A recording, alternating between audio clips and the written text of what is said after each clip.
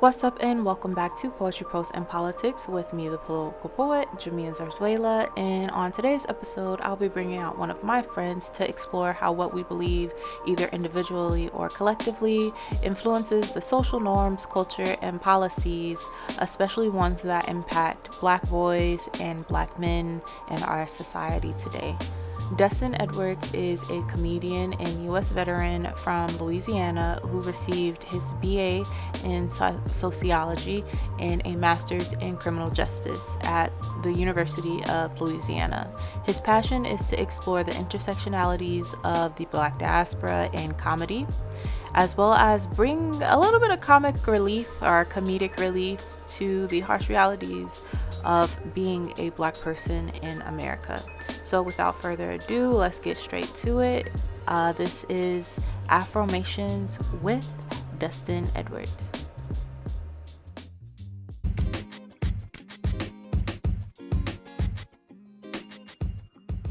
This episode is sponsored by Coconut Casual, a Black-owned lifestyle brand focused on positively impacting our globe by promoting female empowerment. It's all love at Coconut Casual. And remember, if it's for us and by us, then support us.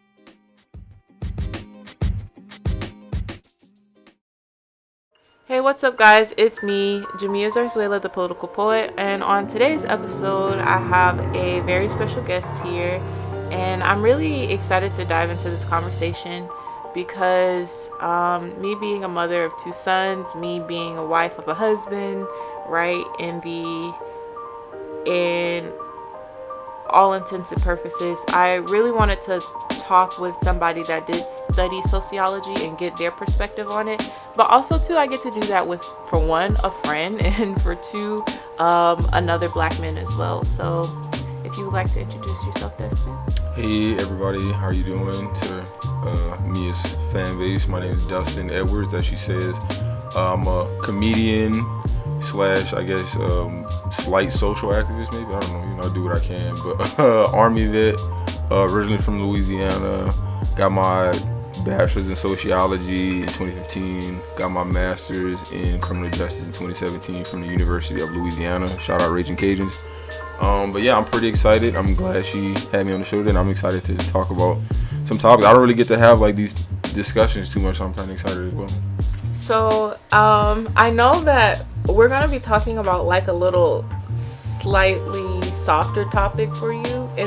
In regards, when I say a softer topic, what I mean more so is that we'll be talking about like affirmations and like what an affirmation statement is, right? Mm-hmm. And normally, like, you're a comedian. I think that like something that is common in your stand-up, or at least is what you explain it, is that you have people laugh at your pain. And I remember one time, like maybe last week, we were talking, and you told me a story about like when you went out on a date, and the girl, she kind of was just like, she kind of didn't allow you to express your emotions, and that's kind of what prompted this conversation. Okay, and I don't want to demonize her. I'm not gonna say she didn't allow me to express my emotions. Again, I don't want, because again, like I feel like we had a heart to heart. I just don't know how receptive she was to it, if that makes sense. Like, I don't know if that's something she was used to seeing, like, especially since that was our first date. But to give y'all a little bit of a backstory, me and a woman I met, we went on our first date. We went to, like, I'm not gonna say the specific bar because then you know who I'm talking about. We went to a waterfront, let's put it that way. And we sat by the waterfront and we talked, and the topic of like grief came up, and I was explaining how I lost my brother in 2021. R.I.P. Big Two. But yeah, so we started talking about that, and I don't know, like, I don't usually try to get emotional around people, and usually I'm pretty good. But I don't know, it was just something about that point in time. Like, I don't know, I have my moments sometimes, and it was one of those moments. And yeah, I did get a bit emotional, and I did start to cry. And like I said, I wouldn't say that she didn't allow me to be emotional, but I just don't know how receptive she was to it. And again, it could just be maybe she didn't like me, maybe she just wasn't feeling the vibe, but it felt almost though like it kind of just threw the whole, vibe off, kind of. And again, I hate that it has to be that way, but it just feels like in today's society as a Black man, it's not like, I guess it's better in 2023, but it's not like socially acceptable for us to be like weak or show, vulnerability in public, I guess. And imagine being like when I look at the definition of weakness, or when I think about what weakness is, I don't think that that's weakness. I think that that's just you being, vulnerable to a certain extent, but like you're feeling pain, like you're in pain because you're grieving someone, and it's not easy.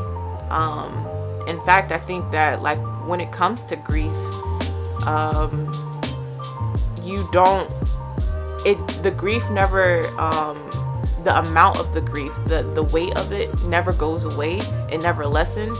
You just somehow, with time, like build, I don't want to say become colder, but like build more resilience to that pain that you're feeling. But the same amount of pain, it hits you 15 years from now. It hits you, 15 months from now, and it's going to be like exactly as when you learned the news. So I don't really know, like, I think that is very interesting, because something that you said in that conversation was, like maybe she thought I was emotionally unstable. I mean, she could. I told her, I was like, I was in the military, I deployed and stuff like that.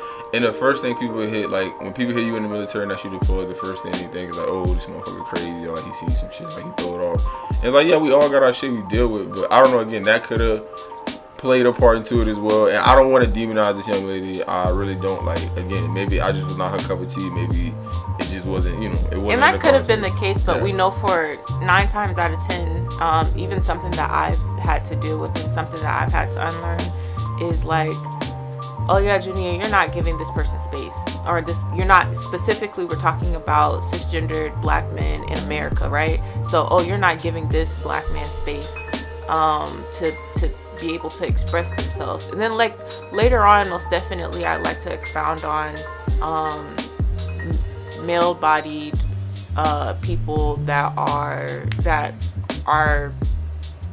experiencing like a different reality, that are non-binary, or a transgender man, and how their perception of like being either a black male or a black man in America, because that's a different token. But today, like specifically, if we're talking about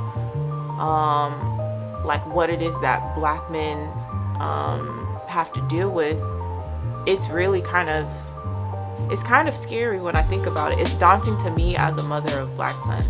And it's really interesting because like I said on the podcast, my sons are like light skinned, so people are gonna be like, these Terrence Howard kids, like they're gonna be like, they're gonna be emotional, and like however you imagine Terrence Howard crying on whatever show he's crying on, or whatever movie he's crying on. Like, I definitely imagine people looking at them like that and saying it's because they're light skinned, and not because it's because their black mom really didn't want them to have to conform to the standard of black men are not allowed to cry, black men are not allowed to show their emotions, black men are not strong if they feel. And I feel like that's very inhumane. And like I said, I think that does stem from one of my favorite books was by Ibram X. Kendi. And it's called Stamped from the Beginning. And I feel like he talked about the inhumane treatment and standards that black people that was imposed on us. And that really shaped my view of how I viewed black men in general. So, and then also too, having sons, I'd hate for them to grow up and think that they couldn't be vulnerable. And I say that because, for one, I imagined that I was going to have daughters. I thought that I was going to be a girl mom, and I thought I was going to teach my daughter to be a girl boss. And now I have 2 sons back to back, and my husband got that snip. So if I have a daughter, it's going to be from like us adopting that daughter, right? So nevertheless, though, I say this because like a lot of like my practice that I have gotten into and that I've explored is in doing affirmations and saying I am. Literally, my mirror over there, it has my affirmations of the month, right? And so basically what an I am statement is a statement that tells one tells themselves to affirm or declare as truth to align with them in their purpose and their destiny. So it would be, you know, I am enough. I, Jamia, am enough. But also too, it can be what someone imposes on you. So you, Jamia, are enough. And then how we talk about each other to someone else. So you telling someone else that she, Jamia, is enough is also an affirmation statement. And when we think of affirmation statements, we think of like, we forget that, an affirmation statement that we say, you know, traditionally in the mirror is something that we try to bring light into ourselves. But we live in a society in where the collective has a view imposed on them. And so the ton of Black people, the Black diaspora, we also have to live in a world where they say, where we say like, I, Black woman, am enough. You, Black woman, are enough. She, Black woman, is enough. And we know that ain't nobody said that in history's time. It was always something else. It was always, you Black men are a beast. That Black man, he, you know, is a beast. And again, I feel like so all on of and so this forth kind of stems back from, I know people that want, like, a lot of people don't want to hear this, of course, but it stems back from slavery. Like, just the way we have been conditioned as like a people. Like I said, there are a lot of things I see growing up, like, that was normalized to us, but looking back, it was not normal. It was like a slave mentality we were thinking, kind of. So like, and like I said, that was just what was passed down from generation to generation, something like that. So like I said, when you talk about affirmations, I like that. Like, when I think, all right, so when you talk about affirmations, it kind of makes me think about like situations I've been in where I've been around like my friends, like people that I know, like, I wouldn't say close friends, but like Black men that are supposed to be friends with me, and I would talk about something that would be like a vulnerable moment or something that was like, that's emotional to me. Like, let's say, like, for example, like relationship. I was talking about the first time I got my heart broken, and the first thing that they said was, "Oh man, this nigga and his feelings, man." Oh, can I say nigga? Yeah. You're good. It's like, "Oh man, this nigga and his feelings, bro. Like, this nigga soft." And I'm like, bro, like, as a man, I can't like have my heart broken and express that heartbreak like made me feel some type of way. And I feel like that's why so many Black men have so much pent up and repressed like anger and rage and shit like that. Cause, like, and we can say like, oh, we on some hotep shit. Oh, we on some like, you just want to blame the system. No, like, historically, you can see it. Like, there's this, you can pinpoint it in history in which this is what has been taught to us, and that this is what it is that we have to be. So regardless if you think that, like, even right now, if you're listening to this and you say like, nah, Black men aren't supposed to cry, what nonsense? Like, but yeah, exactly. But why? And why are Black men not supposed to cry when literally tears exist? If your body, do you realize that like releasing that your tears itself is a toxin? You're literally releasing your emotion. It actually holds, I think they were able to find like cortisol or something like literally in tears. It's salty for a reason. You know, release it. I'm gonna be vulnerable for a second, so hopefully another Black man hearing this will be like, damn, okay, maybe it is okay and shit like that. Me personally, I'm gonna be honest with you, like, I've grown immensely in my later adult years. Like, I've really grown emotionally, spiritually. So like, I'm not the same person I was 10 years ago. So me personally, I ain't gonna lie to you, I literally would like have a point, like if I'm just feeling overwhelmed, if I'm just feeling some type of way, I literally would like just kind of seclude myself, like turn my phone off and just like listen to music and like cry, like for real. Because it really do feel good to cry sometimes. I ain't gonna lie to you, it really does. And, like, I don't even think that it's that Black men don't cry. I think, and I know that there are some Black men that don't cry because they can't, but I do think that there are Black men that just won't say that they do cry. Yeah, definitely. Like I said, like, I'm be honest, like growing up, I never saw my father cry ever. Even when my brother died, I never saw my daddy cry. Like, that was the first time I saw my mother. Yeah, I know that hurts him. It definitely hurt him. Like, it definitely hurt him. But I did not see it. And again, I think he was just more so trying to stay strong and like put on that front for me and the rest of my siblings. And the one thing I do remember him telling me, because you talked about it earlier, but we were talking about like grief and grieving, and he told me the one thing. He said, then he told me like time heals all wounds. And it seems kind of simple, but that really stuck with me, because like, you're right, like grief never goes away, but the only thing that can really help is time. And like, you know, it's always going to be there, but it never really. And I feel like the weight of it is the exact same. Yeah, definitely. The weight of a situation is exactly the same, because that's what anxiety is. When I experience anxiety, I experience as if I was in that moment, that thing occurred, or whatever happened in that moment. I feel it, and my body really tenses up. And even if I'm not in a situation that mimics it, if something triggers me, that is, and a trigger can be like, if I grew up with watching abuse, right? So if I can remember the color of the wall that my mama painted her living room, and I can see like my mom get beat on pregnant, and I know that color. So like that me like looking at that color can be like I can have a weird moment.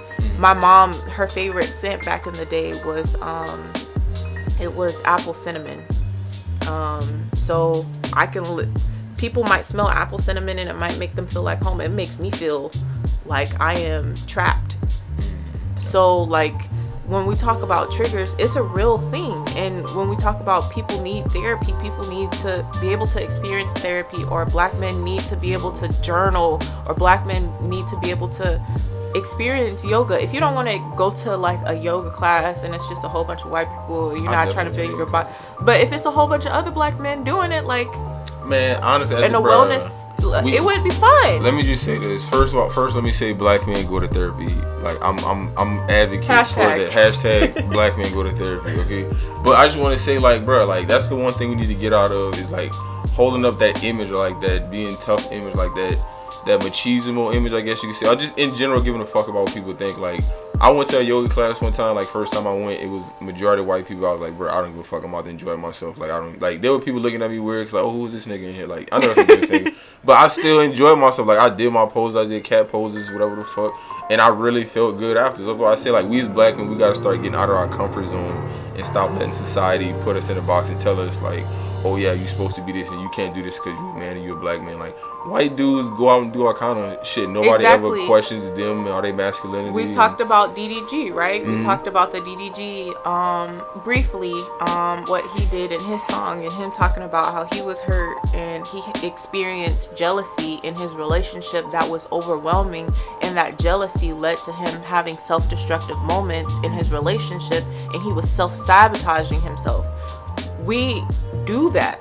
We as humans, I'm not even talking about black or white, putting a color on it. Humans self-sabotage when they have pent up emotions that they feel in regards to like whatever it is that they're experiencing, right? So like we can look at DDG and say, again, Terrence Howard and the whole raspy stuttery voice that he be doing, like, you know, Terrence Howard, he a good actor, right? Yeah. He a good actor. And so like with him doing that, like I just, if art is supposed to be able to capture your truth, and art, literally what it was it reflected, you know, the reality of that person, and art imitates life.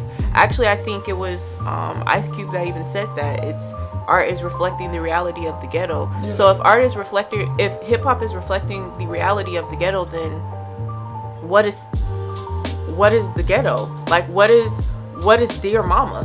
Mm-hmm. What is actually what's it called? Wu-Tang Clan talking about in Cream.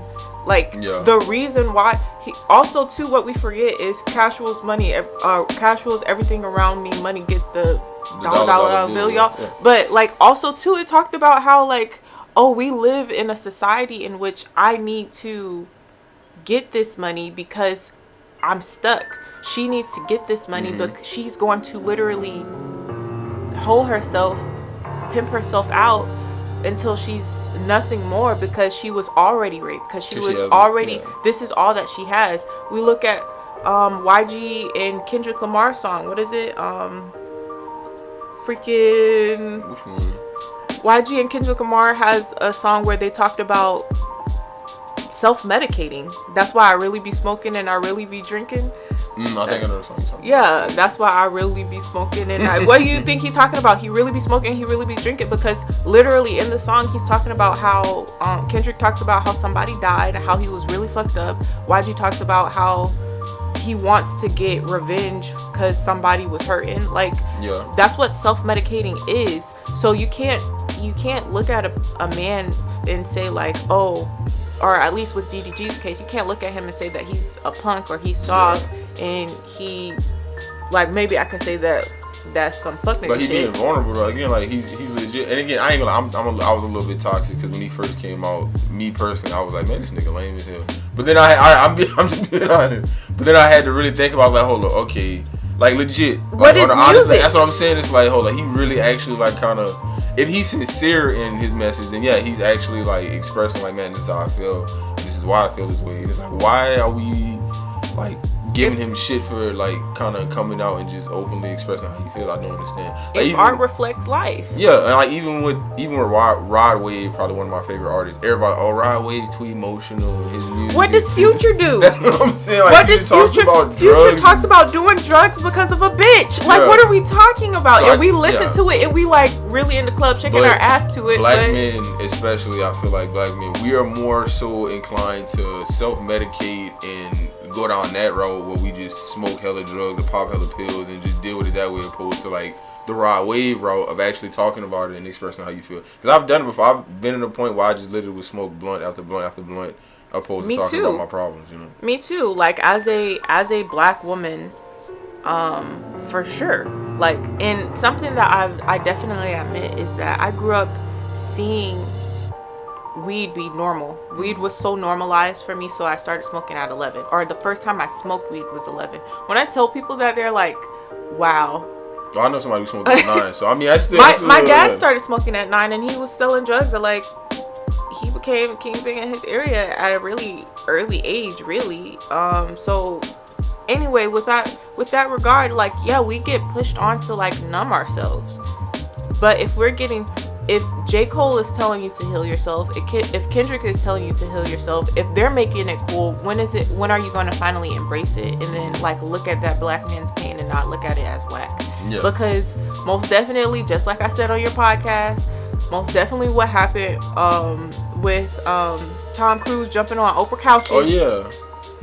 We just looked at that man like he was saucy, and that was it. Oh, he was saucy, but all right, we're gonna give him a pass. Nobody said anything. We look at, and then also too, we're able to like look at a cute couple, and we're able to embrace the fact that they're couple goals. Back when Will Smith and Jada Pinkett Smith was couple goals, we looked at it and loved it. Yeah. We loved how much he loved his wife. So why aren't we loving how much he loves his wife now? Because he's literally looking like, we say he looks like a fool. Well, he loves his wife. Yeah, and exactly. What's the difference? If he likes it, like, we should love it. Like, what's the... Again... Or we could just mind our business. Yeah, you just mind our business. But we like can't because she put it out there. But but at the same time... I mean, I don't know. That whole situation, Will and Jada, I just was like, bro, if you have a certain... And again, I don't even know the full... Like, I feel like we don't even fully really know the full story behind what happened between her and August. Ethical non-monogamy. Yeah, they told us what it was. But no, again, like I said, if they have a set standard or a set way of how they operate in their relationship, then look, that is completely unknown. I feel like we were trying to make Will feel like less of a man because, oh man, you letting another man in your house fuck. Like, bro, y'all don't even... Again, like I said, if this had been Tom Cruise and Katie, whatever the fuck her name was, and there was an open relationship, even the Adam 22 situation, you know who Adam 22 is, right? The No Jumper podcast dude. Yeah. So even him, I feel like he hasn't been getting as much shit, and his girl got cream pied on camera, and people didn't even. Wow. Yeah, she did. Wow. And again, I'm not just go look it up. Adam 22, Lena the Plug. They had like an open relationship. Destiny has an open relationship with his wife, and people. The reason Destiny, he's like the blue-haired guy who's a libertarian, and he talks about politics often. I don't always agree what it is that he talks about, but like most definitely, I feel like with this red pill thing coming back, because I'm like, when did red pill mean what red pill doesn't mean? Like, when did red pill become into misogyny? Because when we talk about, like, when you think of red pill, when you think of waking up and you think of the Matrix, when you think of who Keanu Reeves was in that movie, did you not see him also love that woman? Yeah, like he was, did you not like, see him he was the be one. Emotional? Yeah. Did you not see him in his sacrificial, like he didn't want to sacrifice as much as he did. He had no choice. What are we talking about? He wasn't. Like I said, now you got me thinking about this red pill shit. Cause all right, I'm not a pick me at all. I call bullshit when I see it, like men and women. But I do feel as though the level of like incel activity and just like red pill shit has like really gone through the roof. And again, it's really more given they don't have pussy. Yeah, that right there. Cause it's like these dudes who are bitter, and like I said, instead of like looking at yourself and be like, okay, what can I do? Or like what do I need to do to better myself? Or like what am I doing to contribute to the problem? You'd rather point the finger like, oh no, women don't do this and women don't do that. Modern women ain't shit, and you ain't like our grandmothers. And then, like I said, on the other side of the coin too, you have women saying, oh, men, I want to be like you were saying one time that women want to benefit from the patriarchal rules but not live in a patriarchy. So it's like someone want a man to act like a man, but they don't want to adhere a man's man, but they don't want to adhere to the patriarchal stereotypes. So like I say, it's on both sides. But going back to the red pill shit, again, it's niggas that don't get ass, niggas that don't get pussy. I literally, I can kill a spider, but I had my husband kill a spider. I mean, I definitely had that man kill a spider because I felt like it was his DNA duty. Like it was embedded in his genes that he was obligated to kill that spider because it scared the shit out of me. Yeah. And what portion of the patriarchy am I supposed to like? Like for instance, when our dryer broke, I asked him, does he even know how to fix it? Because he went to start like taking it apart to fix it, and he was like, no, but I'm gonna look it up. And I was like, wow, like you really have to just I that was like when it hit me, where I was like, dang, I really expect this man to fix a dryer so that he could save $100 or $150 on somebody else, fixing it for me. And he doesn't even know how to do it. Obviously, like before I had a man, I knew how to change my own oil because I had shout out to Westchester, Western Magnet. It was a STEM school, so we had auto mechanic. We literally had like where we put my car up on the little thing, and they showed me how to change my tire, how to change my brakes, how to change my oil, different things like that. So with all of that being said, I know how to do it. I still definitely expect a man to do it. Again, let me just say this. I feel like there's a very gray area when it comes to like gender roles and like, again, I'm not saying there's a way you can like let a man be a man and a woman be a woman without being toxic. Like it's all about partnership, as you said. And we're before, talking about cisgender, heteronormative relationships. Like I said, if you want to let your husband like change the oil and kill spiders, like be my guest. But at the same time, like me as a man, that's just what I want to do. But if my wife feels like, because I know there's a lot of men, they feel insecure if their wife makes more money than them, or they feel insecure if their wife like does certain things. Like, look, I'm secure enough in my manhood to where I know I love my wife. I don't have a wife, but if I had a wife, I would know that I love her, and like it doesn't matter what she does, what I do. Like I'm a man, she's a woman. Like we have that like dynamic, so she can go outside and cut the grass. Like I'm still not gonna look at that. Like of course I want to do it. I'm not gonna. But again, it's not like a big deal if she like just what. We was going on post and Oliver didn't have his shirt on because it was a hot night and we was just driving in the car with the kids, and we obviously they do trunk inspections. Yeah. And I ended up telling him like no, I'll do it. I'll open the trunk, and he didn't have his shirt or his shoes on. I don't know. My husband's a Guala, which he's literally an island man. Like he's from DR, and so I was just like, no, it's cool. I'll go do it. And so he was like, no, Jamia, they're gonna say something. They're gonna talk shit about me. Don't do it. And I was like, I got it. And I get out the car, and they said, not you making your wife go open the trunk. And then he was like, this lazy motherfucker. And I was so surprised that the guard had said that to him, because I mean, maybe of course they can see his rank or whatever, like on the card, but like I was like, it's fine. Like he don't have no shirt on and they ain't got no shoes on. I'm gonna do it. So it's cool. Cause I'm dressed, right? So I think that it's, again, culturally how we see in social cultural and social norms is like, how are we viewing like what a man is supposed to, how men are supposed to show up in situations is hilarious to me. And again, me personally, I feel like I'm very progressive, but there are still certain things that I do traditionally. Like, I feel like I'm supposed to do as a man. Like, just small shit. Like, if I'm walking on the sidewalk with you, I'm walking on the outside. I don't know why. Like, we get hit by a car, we both gonna die, but I'll die first, I guess. But, so yeah, that. Somehow like, I'm gonna protect you. Yeah, sometimes, hopefully I can, like, push you out the way in time or some shit. Like, whatever. But yeah, so we go on the first date, of course, like, especially if I invite you out, I'm gonna pay on the first date. And I don't know, it's just other things as a man I feel like I'm supposed to do. And it's not like, oh, I'm a man. It's just like me personally, I want to do that because I want to show my partner that I care about them and that I want to protect her as a woman type shit, you know. So we're talking about like men and women, right? Mm-hmm. So like in your podcast, we define masculinity, or you specifically define masculinity, and we talked about that. Do you want to give the definition of masculinity again? Oh, yeah, I gotta look this shit up. It's right here. Okay. Masculinity, qualities or attributes regarded as characteristics of men or boys. Handsome, muscle, and driven. Damn, that's what the diction. That's handsome, okay, and driven. That's what masculinity is in Webster's dictionary. That's crazy. Okay. Which is like masculinity is going to be attributes associated to boys and men, right? So if attributes are associated to boys and men, then that means that we contribute to what we think is masculine. Yes. So because if it's we determine what the attributes are. And also, too, I think in the definition that you gave was it didn't have anything to do with biological, like how somebody was biologically. It had to do with how we specifically characteristics thought of that. So, like, we are contributing to the fact that black men can't cry. Yeah, definitely so. Again, I definitely believe that because we refuse to believe, right? Again, it's almost a catch-22, if you will. Because, like I said, like. And I want to say this. I'm going to just speak candidly, and I'm going to try to watch my words as I can.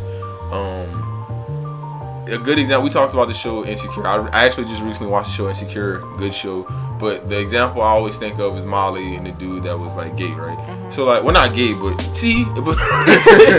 Exactly. We do it in our own, and we're growing as people. Right? And also, too, you said, see? I want to say that, like, we are growing as people, and we are ever evolving as this world is as well. And once we feel like we got it, it moves. So like what I do want to say is that like for anybody that comes on the show, you don't need to like be afraid to, if you mess up.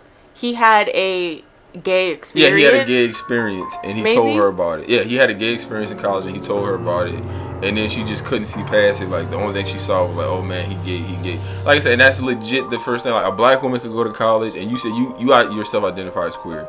So a black woman could go to college, she could like sleep with like 10 girls, like being like eating pussy. I'm sorry, doing all kind of crazy shit, and nobody gonna like. She can come back to the world where people go like, yeah, you know. Nobody actually, you know what? But there's a catch-22 to that, my friend, because they think of it as, for one, some girls think of me as I'm something that they can experiment with. Other women think that I'm gross. Really? And they think that I might try to hit on them. And I'm like, bitch, I have standards. You're not my standard, yeah. So women feel some type. Again, some women feel some type of way. So that I'm not a straight woman. Queer and you come around, they feel some type of way that like you looking at them, you trying to get at them. Like they might. So I've grown up with women that have told me like I can't. Like they don't want to change around me because like they think that. I thought women were like, I don't want to sound ignorant, but I thought women were like way more comfortable in their sexuality when sometimes it came to, when it's because if they feel like they're gonna be viewed as an object, then they don't want to. But you know what's funny is that I'll say, well, I'm not even attracted to you, and then they get offended that I'm not attracted to them, and I'm like, bitch, that same shit happened one time. You're my friend, so of course I'm not gonna be attracted to you. I'm able to view you as my friend. Yeah. But men think that I get to have a threesome. Yeah. Or men think that it's hot. So it doesn't even, and you know what? Other people think that it's just a phase. Mm-hmm. So I'm either a phase or it's hot or I'm gross. And because of that, it's still a catch-22 because it's like my particular sexuality is for somebody else. Yeah. It's and like not for you me. don't get to. how do I put it? Everybody else is defining what your sexuality is instead of rather than allowing me to come to them. But like, I'm very much so guilty of like watching a man do some stuff. A dude could even like kiss a dude on the cheek and be, oh, this nigga, y'all like a nigga kiss a dick and he's gay. And again, me personally, like I said, I'm a cis hetero male. I love women, but I don't judge anybody. If a man wants to explore that spectrum, hey brother, I feel like you should be able to do what you want to do, and nobody should look at you any different for it. But that's not the case. If a man is bisexual in college and he comes out and tells his wife that, most likely 9 times out of 10 she's not gonna look at him the same. I'm just saying, in the black community, at least the experience. I'm definitely the 9 though. Like if my husband was to come to me and he was to tell me something, I'd be like, what? Yeah, I mean, like I said, you're an outlier to that rule. I feel like, because there's an anomaly to every rule, but I wouldn't break up with him, but I'd be like, what? That's why I say, like, and it doesn't take much. Like, I saw a woman online. She tweeted that it was zesty for a man to smoke hookah, and she was like, it's zesty for a nigga to suck on a lollipop. I'm like, hold up. First of all, lollipops are delicious. And second, they've been smoking hookahs in the Middle East for like 2,000 years. What are we talking about? So you're just gonna shit on somebody's whole culture because you can't deal with it. So if a man eats a banana or eats a hot dog, so you're just not gonna enjoy a hot dog? So I'm just gonna stick to burgers then. And hot dogs are just strictly for women and children. And then so little kids are gonna be the only ones that are sheltered from this stereotype. And then when is that little, because it's funny, when are we gonna stop? When is the defining moment that we stop looking at our sons as little boys and they're just children, and then they turn into something that we have to damn near groom into like something? That's a good one. I think that it's really weird that people say, oh, little, like, my son is the man of my household. Yeah, that to me is like weird. I understand like growing in because I grew up in a single parent household, but the man of the household, no, he's not even a man. Let that boy be a boy. Yeah, like, he's a child. I've seen that before, weird. Literally, where it'll be like a single mother and she'll have a son and she'll almost treat him like that's her man or her husband. Like, whoa, this is getting real Oedipal. For those that are Oedipus complex, it's some Greek mythology shit for people. But yeah, this is getting real Oedipal, so it's like you might need to take a step back. Literally, I was working for... The story of Oedipus is that he fucked his mom by accident. Yeah, okay, I didn't look. Yeah, it was what's it called? My intrusive thought. I had to say it. I'm sorry. That's what happened, man. That's what happened. Just so you ain't gotta Google it, Oedipus fucked his mom. But anyway, no. So when I was working for this company, I was like, the first motherfucker. Okay, I'm done. That was a good one. The first. I might use that. I'm done. But no. So I was working for this company as like a social worker, I guess you could say. And I had this case where it was like a mother. She had a single son. He was like 14 years old.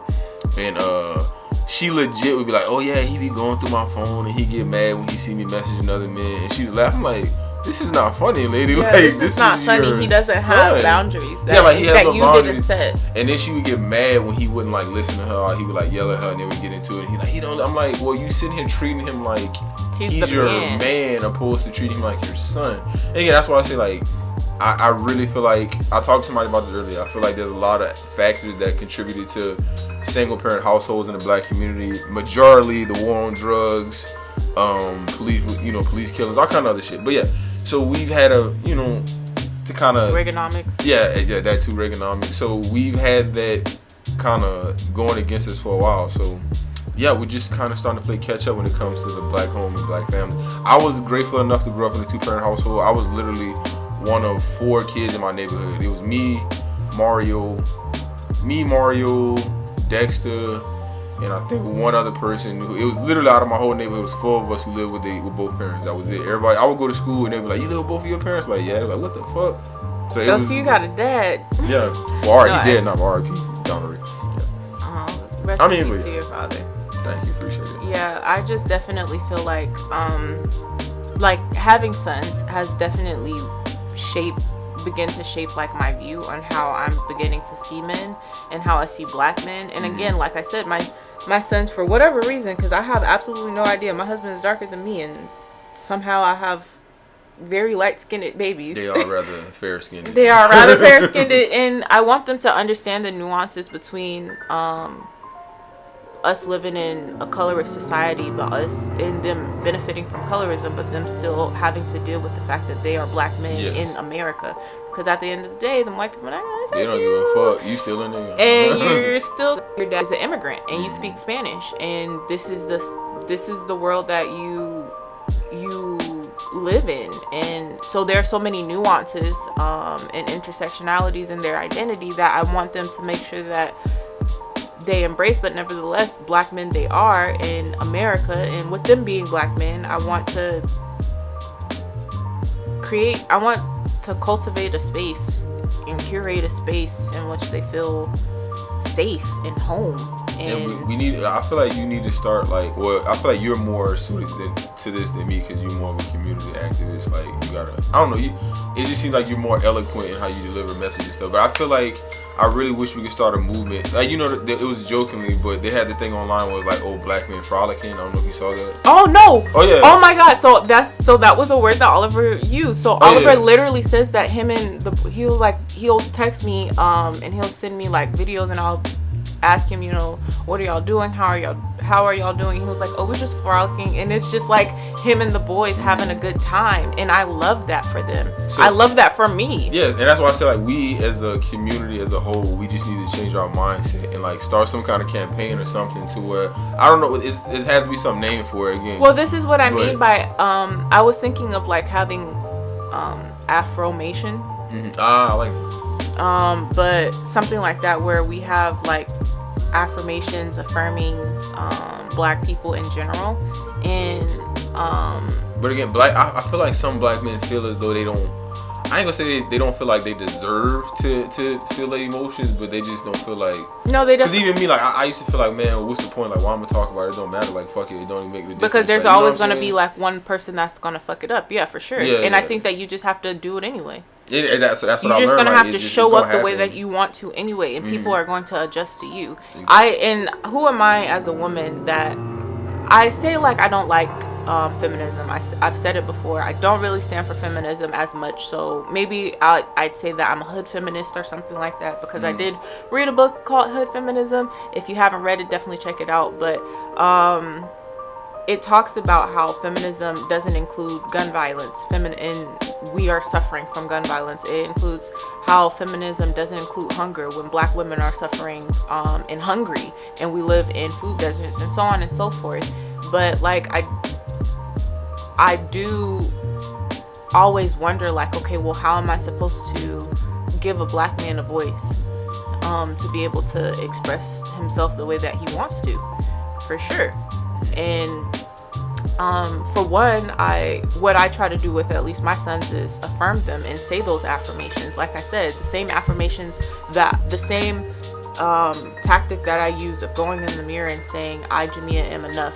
I, Jamia, am that girl. I, Jamia, am balanced. All of those things. I feel like, what does the Bible say in Genesis? And God said, let there be light, and so there was. What does the Bible talk about? There's life and death in the tongue. Like, this is something that I talk about on my podcast. So if we're saying these things and we're declaring them as true, then I feel like whatever it is that I speak on to my children, they're going to speak that on to themselves. I am their first voice, quite literally, because they grow in my womb and I make the determination of whether or not they're going to live in this world. So I do believe that, like, at some extent, our black mothers are responsible, or black women are responsible for how their black sons decide to express themselves. And that's why I feel like it's a portion of my responsibility, not even a portion, it is my responsibility to make sure that they have the tools with using affirmations and speaking the truth into themselves. No, you make a very good point, because like I love my mother, and like shout out my mother. I think she more so, like, I have 4 brothers, but she more so just raised us, because my mother was born in 1955. She was born in the South. So when she raised us, she was more so raising us in the aspect of like, oh, survive, like, like, because literally that's what all black people was kind of doing in the South back then, was just surviving. You know what I'm saying? That I know that not all black people, but at least my most mother, definitely. Like we're not the bourgeois people that are able to. We are fortunate enough to to be lifted up and go to college and stuff like that. Yeah, But I went to college with football, thankfully. Yeah. We're not gonna talk about that. But I'm just saying, my mother as a whole, she didn't. Her whole thing was like, when you go out into the world, she would always tell me like, oh, don't sag your pants, or don't look like a thug, and don't give the people a reason to make you to think that you this and that, and like it more so she was like trying to like I said, like tell you to assimilate to survive, so that way like they didn't persecute you for your blackness type shit. And I'm not saying like I don't agree with that, because when I went to college and I turned 18, I found my own voice and I legit was doing everything I could to be as black as possible. But it's just like I said, my mother, she was a very just soft-spoken woman. Now my father, he was very outspoken on black issues, and he always taught us to stand up and be a man. But my mother was never she wasn't like you. Let's put it that way. I love my mother. She was more of a homemaker. She was very soft-spoken. She wasn't really didn't get involved in politics. There's multiple. I think that there's multiple ways to get to the right answer. And I say this like even in activism. Like there is the activist that is literally standing outside all day, screaming at the top of their lungs, not moving from, whatever building it is that they're protesting or whatever cause they're protesting. But then there's the people that decide to kind of immerse themselves and put them having a black police officer saying like, okay, fine, I'm going to be the body. I'm going to be the body that fills up the police force. I'm going to be the body that represents black people in Congress. I'm going to, they kind of immerse themselves in the system so that they can fix what they feel like, is a systemic issue. And then there are people that do a mixture of both, right? But like I said, she was just more so scared because she had 5 sons, like 5 black sons. I'd be terrified in the South. We live in Washington. Yeah. So I mean, and honestly, this was the South in the 90s and 80s too. So early 2000s. But again, like I said, I'm not. Again, hope my mama don't hear this, but mama, I'm not trying to talk bad about you. I'm sorry, mama. My mama not a coon. No, the reason why I say that is because, and you know what? That's another thing that we have to talk about, because I feel like you are always, when we're talking about something that is serious, you definitely use comedy as your I guess defense mechanism, exactly. But before we get into that, what I was saying is that I definitely have things that I know about myself that my husband can't stand. I want to create a space for him, but he's like, Jamia, please leave me alone. Please stop trying to psychoanalyze me. I just want to be I just want to be. And so I know that my children are going to be like, Mom, not right now. Are you sure you don't want to talk about it right now? Well, whenever you want to talk. Oh my God, when they're probably going to stay, virgins. I'm praying for it. Because I'm going to be like, are you sure you don't want to have sex? Here's condoms. And I'm just going to make it awkward for them. And that's not what they want. That's like the opposite of my mother. My mother didn't talk about shit. We didn't discuss shit. She was like, I don't want to know shit. I'm not your friend. Don't talk about sex to me. And I'm like, my husband is definitely like, don't psychoanalyze me. I know that my kids are going to be like, Mom, you're making this awkward. Because I want to have that connection with them. And I want them to be... Look, nigga, my kids murder somebody. We gonna hide the body. It's all right. It's all right. Yeah. I love you. I respect that. My mama said she would snitch on me. No, I swear to God. So since you're a jokester, though. No, all right. So look, one time I told my mom, I was like, Mom, if I ever committed a murder, would you hide me? She's like, nope. If the people want you, she's like, they come and get you, and she's like, well, I wouldn't tell her where you at, but I ain't about to help you hide. I'm not gonna tell them where you at, but I'm. Like I said, I love my mom. My mama, she had she kind of had a hard upbringing a little bit, because her mother died when she was 4. Her father wasn't there, so she was raised by her mother. I mean, her grandmother and her aunt. So yeah, my mother. People don't believe me when I say this. My mama didn't hug us coming up. So my mom, I don't remember hugging my mom until I was maybe 15. After that is so I kid you not. I would go to hug my mom, and she'd be like, "Boy, get out of here with that." You know what's really I know it's interesting? not funny, but. You know what's really interesting though? Because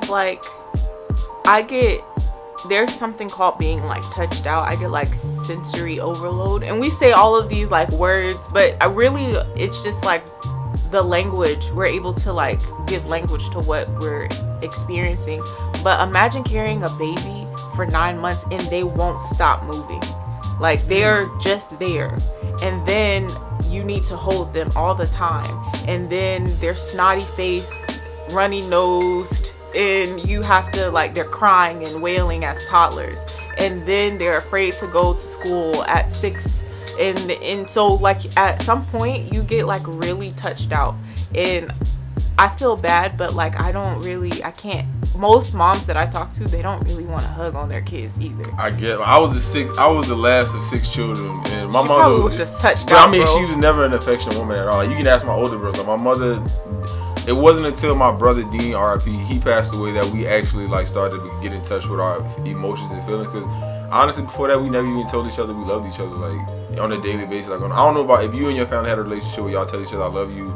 Y'all see every each single other. time we get off the phone. That's why I say, like, growing up, like, I don't know what it was about my household, but we were not a very emotionally mature people. Like, we didn't tell each other we loved you. Like, we didn't really, like, we were a close family, but it was weird. Like, and I don't want to end my family dirty business on, but I'm just being honest. Like, I think that it's really interesting because most black men that I talk to, they don't have the sort of relationship that I have with my mom. Yeah. Where it's, like, really close to the point that we butt heads, but it's okay that we're butting heads right now. Yeah. I think I've only ever butted heads with my mom one time, and yeah, because normally I would just shut my mouth and not say shit, but I got to the boiling point where I just couldn't say shit anymore. But I'm glad that you and your mother have a relationship where y'all can be open and honest, and I can get to that point.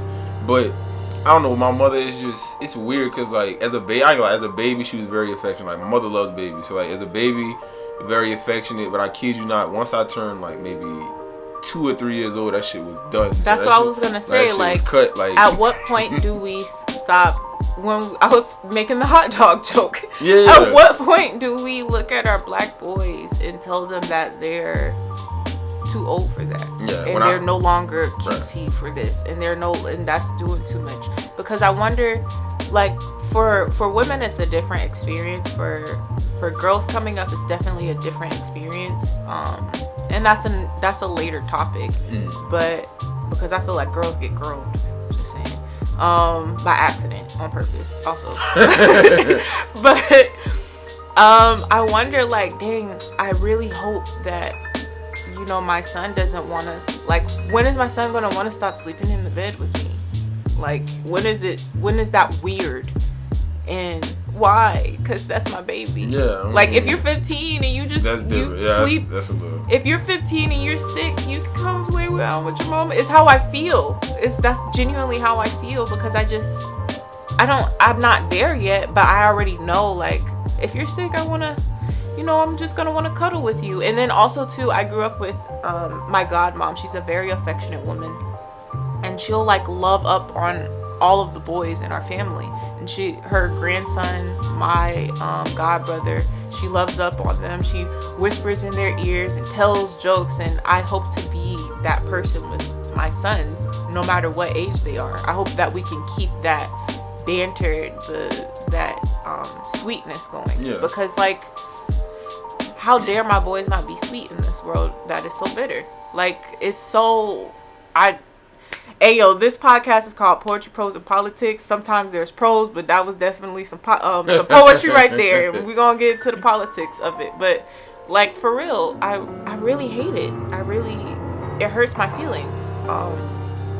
And in regards to feelings, you joke yours out. Like, you just laugh at your feelings. Can you talk about your comedy and your stand-up and what it is that, like, you do? Because a lot of your sets are you laughing at yourself to a certain extent. Yeah, I mean, I guess it depends on what you're talking about. But yeah, like I said, I did one set where I talked about, like, growing up with my dad and how, like, he wasn't necessarily, like, he wasn't one of those dads when he came home, he just beat you for no reason. If he had a reason to beat you, he was going to beat you. Well, that's good. That's good because, you know, some of us be coming up with drunken... Yeah. So, like, my dad wasn't like a drunk. Like, he was just coming like, somebody going to pay for this, goddamn it. Nah, he wasn't like that. That's but great. If you got suspended from school or if you did some shit and he had the opportunity to beat you, like, he was going to beat your ass. But he also was just a very, like I think he was trying to prepare us for the world because he wasn't a very, like, emotionally available person. Like, he would talk and shit like that. My dad would do random shit, like, you'd walk around the house and he'd just, like, elbow you in the chest, like, just to make sure you was on guard. That is terrible. And you know what's crazy? They found that at a very young age, babies have a reflex to, like, hold on to grip And maybe it's the reflex that comes from when we were possibly apes, if you believe in that theory. We're not gonna get into that. We're not gonna get into that though, because I'm not trying to. Anyways, the Earth is flat, y'all.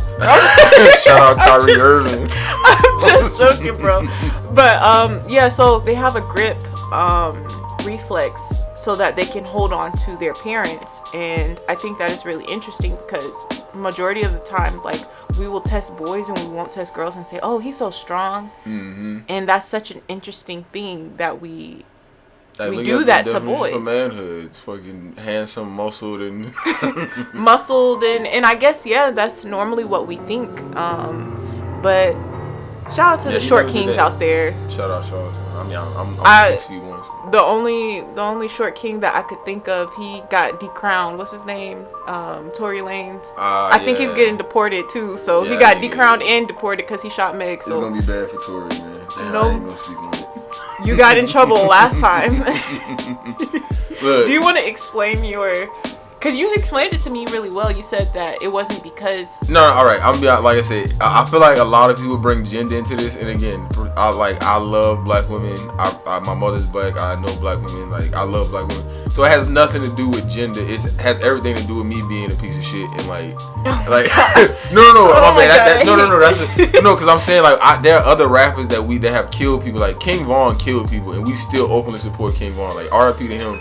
Like Boosie killed somebody. Like there's a lot of people. No, I'm sorry. Not you airing out. No, look, allegedly killed somebody. But let's just say there's a lot of other people. Even the Melly Kids stabbed somebody. Yeah, so like, did he stab somebody? Like a lot of actually, did he shot somebody? Yeah, he stabbed somebody too.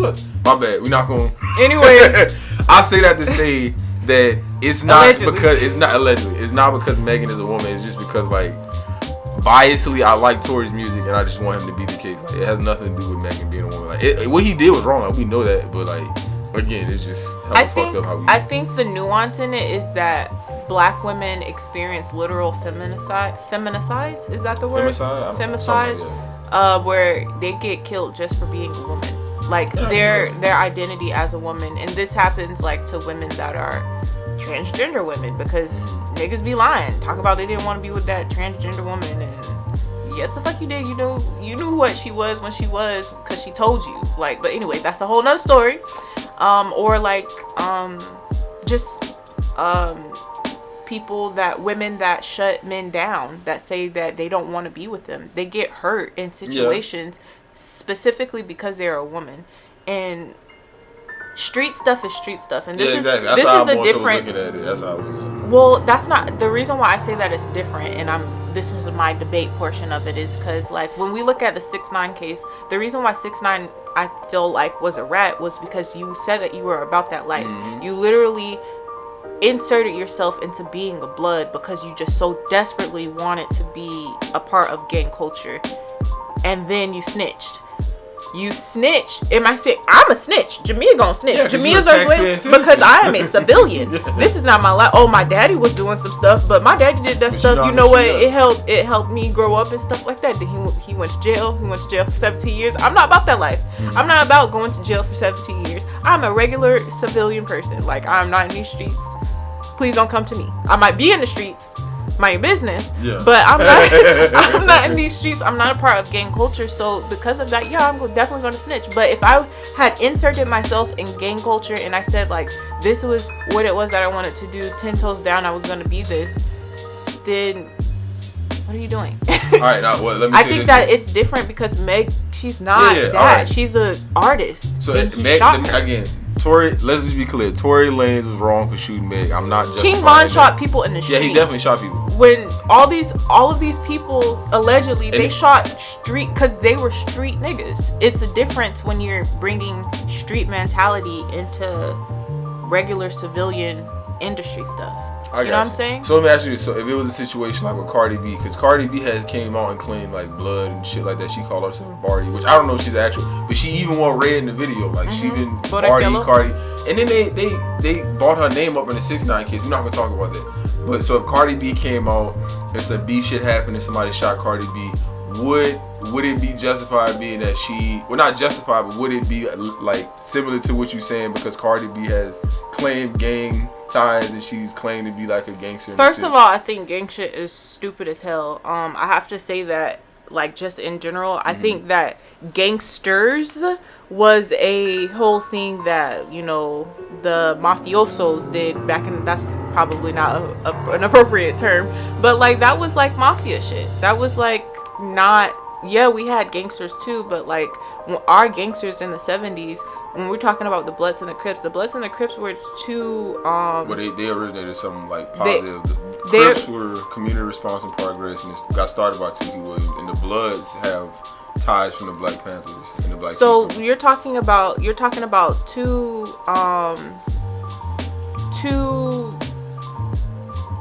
I guess I compare the Bloods and the Crips to our government, to literally blue and red, to literally the Democrats and the Republicans, because at the end of the day, the root of it all is that they're wanting to find a peaceful way for democracy. Bloods and Crips were ensuring that we were able to survive in America, right? Like we as Black people. In the same way, Democrats and Republicans were wanting to create great liberty for us, right? Or maintain the liberty for us. Somewhere along the way, you know, the Republicans decided that they were going to be selfish. Somewhere along the way, the Democrats wanted to appease everybody very desperately, and also wanted to only appease to themselves because they also want money. I'm not either. I'm definitely independent. And so with that being said, I definitely feel like, yeah, Bloods and Crips at some point in time decided that they were going to be a little bit more self-serving to the detriment of their community, and that's exactly what our government is doing, because they're definitely gang culture too. I don't stand for it. I don't stand for gangs. I don't stand for gangs. I don't stand for gang violence. I think that is stupid that rappers kill rappers. I think that is stupid. If Boosie was to die today, nigga would be hurt. Niggas would be hurt. I'd be hurt. No, I'm saying me, nigga. I'd be hurt. That's what I'm saying. Like, but we justify, like, cause like I said, we as humans justify situations. Again, I'm guilty of it too. That's why I want to know. So if Cardi B was to be in some shit, I'd be hurt. Yeah, I'd be hurt. No, I'm saying, but would it be like how I put this? We wrong no matter what. But would the gender aspect be less of a factor if it was Cardi B because she has gang ties? The reason why I think that it's different is because, well, actually, no, I don't think that it's different. Because when Quavo watched, what am I call it? That the nigga that wasn't left off of Bad and Bougie, help me out. Take off. See, and I had to make a joke out of it. I'm sorry, I had to make a joke out of it because I can't, because that really hurt me. Nah, when Nipsey died, I cried. Yeah. I cried hard. Actually, when Takeoff died, I cried because, like, damn, bro, like Takeoff was a cool nigga. Like he seemed that he was just chilling. Like, and he got killed by he got killed for nothing. Like, it was a stray bullet. Like, pisses me off. Let's just get like away from the Cardi situation, but let's just talk RP Takeoff, RP Rocket Man. We continue. With that being said, I think that it's really, the reason why I feel like it's different is because literally King Von was still in it. He did not remove himself. Okay. The reason why I think that is different is with a lot of drill rappers is because they're literally still in it. What's it called? Lil Teke was literally running from the race. Yeah, we talked about he was literally running from a race. Bro, and you wanna know what's crazy? They said he actually could have had a chance of beating the case if he did the race. If he wouldn't have cut off his ankle monitor and did the race, he actually could have maybe stood a chance. He was literally in it. Like, you're in the mix. It's stupid. It's very dumb, but you're in it. But that kind of goes back to that whole toxic. Well, not toxic. That whole way of thinking as a black man. He like, I'm a tough guy. Like, I'm about to show these niggas like fuck. Instead, like, we don't. It's almost like you're not thinking logically. You're thinking emotionally. You're not thinking. Is it even emotionally? I think that because my professor, she's from Chicago. Shout out to Dr. Taylor, Kamara Taylor. I love you. She's the best woman that is out here in the game. She's an awesome psychologist, and having a conversation with her, she talked about how, like, kids in Chicago, they just want to be memorialized. Yeah. Okay. They don't even want to. It's almost like going out. Care. It's almost like kind of like are you familiar with the story of Achilles? How he wanted to go out like in the blaze of glory, like he'd rather die in battle than die of old age. I guess it's the same thing. Like these kids in Chicago want to be like remembered and they want to be immortalized in like the hood, quotations around hood, but they want to be immortalized, and instead of doing it in the right way, like going to school and like getting a degree and like becoming like somebody in your community that people can look up to. Like, okay, that's instead of dying old and just being able to be happy that like, and I think that it has definitely something to do with the fact of where we come from, seeing stuff happen to us every single day. Like, again, I started smoking. I smoked weed at 11 was the first time I smoked weed, but like when I continued smoking, when I started actually smoking heavily at 17, it was because I was really using, like, I should have been prescribed like Xanax or something, or Zoloft or whatever. That's what it was for me. It was my sense of medication. It was me giving myself the medication that I felt like I deserved. And so I definitely understand the plight of Black children who they can't even imagine making it to 30. Yeah. And God bless it. I'm almost 30 in Man, that's praise be. Crazy. Like even people I know, like I know a lot of people that they say to themselves like they can't imagine themselves at an old age. I heard one rapper say that he can't imagine himself old. It's like a lot of people feel this way. It's like they rather just, I don't know how to it's put not it. even that we'd rather. We're not rather, we are in a situation in which, and I think that it's extremely interesting because now I'm like literally going to college and all this other stuff. Like, I'm married with kids. Like, I'm living the life that I literally say I'm living my best white life, but why is this what we think of as a white life? Just like DDG, why is his emotions like some Tom Cruise shit? Like, does he why is it not attached to blackness? Is he not good enough to feel his emotions? Like, is he not entitled? So that's the kind of the central thing I'm trying to get is like, we need to hop with it, especially as Black men. We need to kind of give ourselves more grace and feel as though, yes, like you said earlier, affirmations, like I deserve to be happy, like I deserve to live a good life, like I deserve to be able to express myself. It's literally in our Constitution, which is not written for us. Yeah, facts. 3/5. But it was. So I'm just saying, like, we as Black men, if we start practicing these affirmations, and actually believing. Like I said, me personally, I didn't believe, like 2-3 years ago, I didn't believe that I was like deserving of happiness. I didn't believe I was deserving of like certain shit. Like, I just thought, like, I was and then you supposed tell to live a yourself hard that. life. Like, yeah, but then you start telling yourself, like, man, I deserve this, and you actually begin to believe it. And then people don't really, like you said, the tongue is a powerful thing, and words hold power. And I'm a firm believer in that at this point in my life. Like, if you speak it into existence, I feel like it's more likely to happen if you speak it into existence. Like Einstein said, if you believe you, was it Einstein that said that? I don't know. Somebody said it. If you believe you are, or if you believe you aren't, you're right. So, you know what I'm saying? The man that believe he is and the man that believe he isn't, they're both right. Also, too, there's so many thoughts that, in regards to, like, this whole podcast talks about that. It talks about how we have ideologies. For example, Lao Tzu said, he's a Chinese philosopher. He said, watch your thoughts, they become your words. Watch your words, they become your actions. Watch your actions, they become your habits. Watch your habits, they become your character. And watch your character, because surely it will become your destiny. And I guess his name meant like old master. But I say all of that to say is that, like, again, when we think of what is supposed to be masculine, when we think of like what a man is supposed to be, a Black man specifically, when you show up, and we're the ones that are determining the characters and the attributes that we deem as masculine. We are the ones that are saying, like, this is what it is. So if we're that person that's saying this is what it is, surely somebody's going to just show up or surely when you decide to show up and be that particular way that you want to be, then everybody else is just going to conform around you. Sure, you're going to get a girl that's going to say that you're zesty. You're going to get somebody else that's going to say that you're saucy. But remember when you started, like, setting boundaries, and they weren't used to those boundaries? So just like you started setting those boundaries, whereas I'm not gonna let this fuck nigga like try to do something to me. I'm not gonna let this person like try to one up on me in all these sorts of different ways. When you started setting those boundaries, people had to shift when you set those boundaries. So why can't you also create the person that you want to be if you already have the tools in your tongue?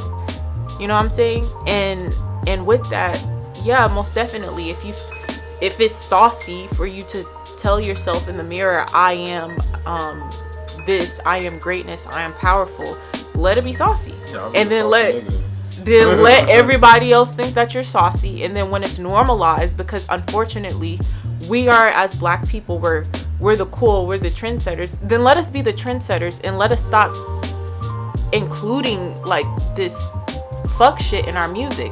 Because the reason why the fuck shit even exists in our music is because the labels want to ensure that they're disenfranchising us, and then putting us in prison, because guess what label companies own as well? The prison. So why don't we then decide to say, like, when are we going to take our own freedom?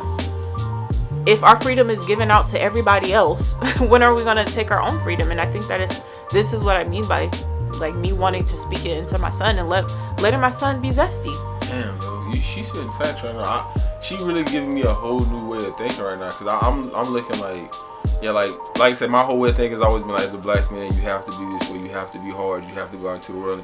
But you really are giving me a new way of thinking, like, fuck that, like, set boundaries and like let people adapt to those boundaries. Like, we don't have to adhere to those stereotypes and shit like that. Like, damn. Also too, like when we think about a quote unquote masculine man and like heteronormalcy, right? Y'all are supposed to be disciplined. Is that not discipline?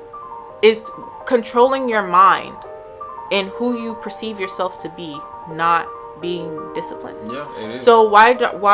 And I'm not saying that I have the answers. I'm not saying that being a feminist is the answer. I'm saying, like, as a hood feminist, because like specifically a feminist. A feminist. No, not starting a podcast called Feminist. God damn. Sorry, God, that was blasphemous. But anyway, sacrilegious. Anyways, like, not saying that it is a like feminine a feminist movement is supposed to be fixing man's problems, but when are we going to just embrace it? And if embracing femininity is the key, if it's feminine, then fuck it, embrace it. Because we get to, like, everybody healing except for you. Yeah. You living in a world where the world is turning into peace and you're still a daisy cutting flowers, like, in the garden. Why? Fuck that. I'm about to go into my sophomore era. I don't care. Hashtag sophomore era. Hashtag black men frolicking. Hashtag, like, all that shit. Hashtag nigga flowers. God damn it. Like, do it is all I'm saying. And I don't know. This is what I am doing for my black sons. This is what I encourage for. I don't have the answers. Hopefully men can explore more on this topic. Like, once you hear it, you can just say, with comedy, laugh at it and say, ha ha ha, but I'm happy. Ha ha ha, but I'm healed. Yeah, that's usually how ha ha healed. Like I said, I can laugh at it because, like I said, I've healed from it. So it's easy to laugh at it when you heal from it. So.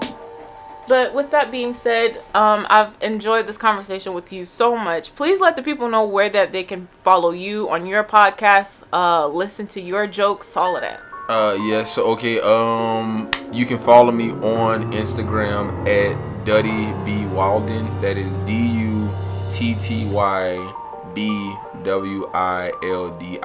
Duddy B Walden. And they should have the link there for my YouTube page. I'm be honest with you, I gotta get more organized when it comes to my social media. I'm not a social media guy, but I'm getting better. So yeah, follow me on Instagram. Subscribe to the YouTube page. Yeah, I really appreciate me for having me on. I really enjoyed it as well. And make sure you check out his podcast. Podcast. I was on the block. My fault. What's your podcast? My podcast called The Block. DA space BLOCK. The Block. So yeah, we talk about, relationships, politics, social commentary, stuff like that. So yeah, if you like this podcast, I'm pretty sure you might enjoy mine. So check it out, The Block on YouTube. Yeah, Dustin for Edwards. Sure. And thank you so much for coming on to the space today, making space, talking about black frolicking, black male frolicking, black men, soft boy era. Like, and we gonna make that a thing, right? If we gonna make it a thing, if white people get to monetize off of like black, what's it called, like the black stereotype, motherfucker, let them monetize off of this shit. Exactly. Right. Let's give them some. Let's give them some healed shit then. Right. But anyway, thank you so much for tuning into Poetry, Prose, and Politics. I am your girl, the political poet, Jamia Zarzuela, and this has been another episode. Check you guys later. Bye. Peace.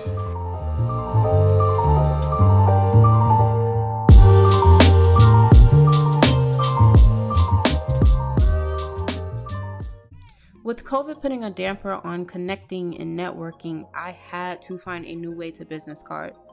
That's why I went with Link. My Link card allows me to share my podcasts, social media, websites, or whatever else about me while still keeping it safe and social distancing. The card's NFC capability allows me to share all of that in just a tap of the phone. And the QR code on the back lands people to a custom page that I've modified for Black Lives Matter or COVID updates. In fact, you can listen to this very episode up on there now. So say goodbye to handing out your old business cards and say hello to Link. And because you're a part of the Speak Free fam, enjoy a 15% off discount by using Poetry Prose at checkout. That's visiting linkapp.com and typing in Poetry Prose. That's linkapp.com and typing in POETYPROSE when you get like me and grab yourself a new way to business card.